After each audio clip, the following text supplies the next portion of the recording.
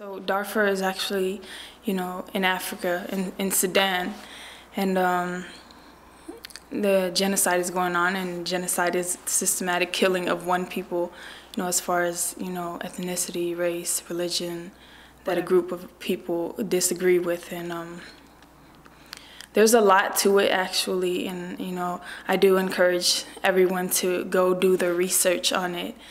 And because it's very important for us to know, what's really going on. I understand it's in Africa, but I mean, it's good to to get as much knowledge as we can on what's going on around us, because who knows? I mean, small things can turn into big things, and who knows? I mean, it could be here in the U.S. We want to know how to handle that. We want to know how to be prepared and to respond to that, So. Yeah, everybody do the research, definitely.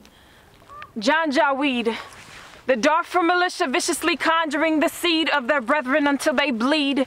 That innocent blood and it becomes a menace to brotherhood. Is that understood, America? Home of the poverty, what we call hood, a place where everything in life is never any good and we're always focused on sovereignty, provoking immoral strife, and we got it bad. Take one look at the Darfur crisis and you won't be mad when all that's left are 3 slices of bread and some cheese to please your hunger. Appease among her who carries the burden of a broken promise, and I pledge allegiance. I put my right hand over my heart and I'm hoping for steadfast, but instead I get prestigious. Because estimation from the eyes of the people, well, that obviously ain't good enough. Massive torture, starvation, rape, genocide, constantly shutting the eyes of the people. Now that probably ain't doing much. Proving that one touch wouldn't shatter the bones of hope, and we got collateral view from the telescope. So do we just keep looking? Or do we turn our heads, cover our eyes, and just sigh at what's taken because we can't take these pictures? The U.S. photographers get paid to take these pictures, and for us, that's the hardest part. Regardless who composed the art, because they made the part and they continue to make the part, and this is reality.